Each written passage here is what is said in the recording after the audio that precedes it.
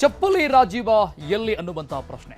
ಶಿಡ್ಲಘಟ್ಟ ನಗರಸಭೆ ಪೌರಾಯುಕ್ತೆ ನಿಂದಿಸಿದ್ದಂತಹ ಕಾಂಗ್ರೆಸ್ ನಾಯಕ ರಾಜೀವ್ ಗೌಡನಿಗೆ ಇವತ್ತು ಶಾಕ್ ಎದುರಾಗಿತ್ತು. ಶಿಡ್ಲಘಟ್ಟ ನಗರಸಭೆ ಪೌರಾಯುಕ್ತೆಗೆ ನಿಂದಿಸಿದಂಥ ವಿಚಾರಕ್ಕೆ ಸಂಬಂಧಪಟ್ಟಂಗೆ ಎಫ್ಐಆರ್ ಕೋರಿ ಕೋರ್ಟ್ ಹೋಗಿರುವಂಥದ್ದು ಹೈಕೋರ್ಟ್. ಅಲ್ಲಿ ಹೈಕೋರ್ಟ್ ಆಗೋದಿಲ್ಲ ಅನ್ನುವಂಥ ವಿಚಾರ ಇದು ಸಹಜವಾಗಿ ಶಾಕ್ ಆಗಿರುವಂಥದ್ದು. ಶಿಡ್ಲಘಟ್ಟ ಠಾಣೆಯ ಎಫ್ಐಆರ್ ರದ್ದು ಕೋರಿ ಸಲ್ಲಿಸಿದಂಥ ಅರ್ಜಿ ಇವತ್ತು ಹೈಕೋರ್ಟ್ ವಜಾ ಮಾಡಿದೆ. ವಿಚಾರಣೆಯನ್ನ ಎಲ್ಲ ನಡೆಸಿದ ನಂತರದಲ್ಲಿ ರಾಜೀವ್ ಗೌಡ ವಿರುದ್ಧ ಪೊಲೀಸರ ತನಿಖೆಗೂ ಕೂಡ ಗ್ರೀನ್ ಸಿಗ್ನಲ್ ಕೊಟ್ಟಿದ್ದ ಹೈಕೋರ್ಟ್.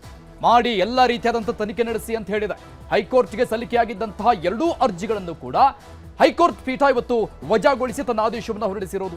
ಆಯುಕ್ತೆ ಅಮೃತಾ ಗೌಡ ಹಾಗೂ ಶಾಸಕ ರವಿಕುಮಾರ್ ದೂರುಗಳ ಮೇಲೆ ದಾಖಲಾಗಿದ್ದಂತಹ ಎರಡು ಎಫ್ಐಆರ್ಗಳಿವು. ಎರಡನ್ನೂ ಕೂಡ ಹೈಕೋರ್ಟ್ ರದ್ದುಗೊಳಿಸಿ ತನ್ನ ಆದೇಶವನ್ನು ಪ್ರಕಟಿಸಿತು. ನಿರೀಕ್ಷಣಾ ಜಾಮೀನು ಕೋರಿ ಚಿಂತಾಮಣಿ ಕೋರ್ಟ್ನಲ್ಲಿ ಅರ್ಜಿ ಜಾಮೀನಿಗಾಗಿ ವಾದ ಇವತ್ತು ನಡೆದಿರುವಂತದ್ದು. ಅಲ್ಲಿ ಇನ್ನು ರಾಜೀವ್ ಗೌಡ ಪರ ಸುದೀರ್ಘವಾದ ವಾದವನ್ನು ಮಂಡಿಸಿದ್ದಾರೆ ವಕೀಲ ವಿವೇಕ್ ಸುಬ್ಬಾರೆಡ್ಡಿ ಅವರು. ಅಲ್ಲಿ ಅವರು ವಾದವನ್ನು ನಡೆಸಿದ್ರು. ಕೊಲೆ ಯತ್ನ ಮಾಡಿಲ್ಲ, ದೇಶದ್ರೋಹ ಮಾಡಿಲ್ಲ, ಕೇವಲ ಫೋನ್ ಸಂಭಾಷಣೆ ಅಷ್ಟೇ ಅಲ್ಲಿ ಅವರು ಮಾತನಾಡಿದ್ದಾರೆ ಅಂತ ಅವರ ಪರ ವಕೀಲ ಸುಬ್ಬಾರೆಡ್ಡಿ ಅವರ ವಾದ ಆಗಿತ್ತು. ಇವತ್ತಲ್ಲಿ ಆಡಿಯೋ ಸತ್ಯಾಸತ್ಯದ ಮೇಲೆ ಅನುಮಾನ ಇದೆ, ಅವರೇ ಮಾತಾಡಿದ್ರು ಅಂತ ಹೆಂಗೆ ಹೇಳ್ತೀರಾ? ಆ ಬಗ್ಗೆ FSL ರಿಪೋರ್ಟ್ ಆಗಬೇಕು, ಪರಿಶೀಲನೆ ಆಗಬೇಕು, ತನಿಖೆ ಆಗಬೇಕು ಅಂತ ಡಿಮ್ಯಾಂಡ್ ಮಾಡಿದ್ದಾರೆ.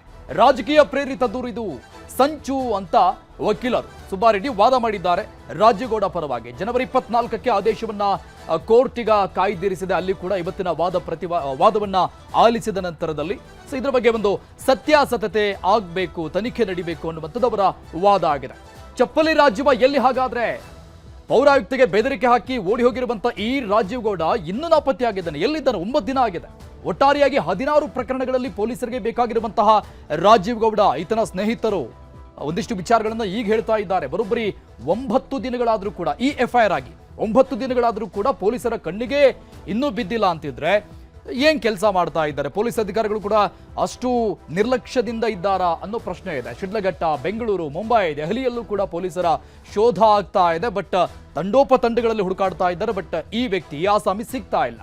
ರಾಜೀವ್ ಗೌಡನನ್ನ ಹಿಡಿಯೋದಕ್ಕೆ ಪೊಲೀಸರಿಗೆ ಇನ್ನೂ ಎಷ್ಟು ದಿನ ಬೇಕು ಅನ್ನೋ ಪ್ರಶ್ನೆಯನ್ನ ಜನಸಾಮಾನ್ಯರು ಕೂಡ ಕೇಳ್ತಾ ಇದ್ದಾರೆ. ಯಾಕಂದ್ರೆ ಒಂದಲ್ಲ ಎರಡಲ್ಲ 16 ಪ್ರಕರಣಗಳು ಈ ವ್ಯಕ್ತಿ ಮೇಲೆ ಇರುವಂತದ್ದು. ರಾಜೀವ್ ಗೌಡನಿಗೆ ಪ್ರಭಾವಿ ರಾಜಕಾರಣಿಗಳ ಬೆಂಬಲ, ಸಹಾಯವೇನಾದ್ರೂ ಇದೆಯಾ ಅನ್ನುವಂಥ ಪ್ರಶ್ನೆ ಕೂಡ ಇದೆ. ಯಾರೋ ಸಚಿವರ ಬೆಂಬಲದಿಂದ ಅವರು ಇದ್ದಾರೆ ಎನ್ನುವಂತ ಮಾತುಗಳು ಓಡಾಡ್ತಾ ಇದೆ. ನೋಡೋಣ ಯಾವಾಗ ಸಿಗ್ತಾರೆ ಅಂತ. ಇದು ಇವತ್ತಿನ ಪಂಚಾಯಿತಿ. ನೋಡ್ತಾ ಇರಿ News 18 ಕನ್ನಡ. ಜಾಲ ನಮ್ಮದು, ಬಲ ನಿಮ್ಮದು.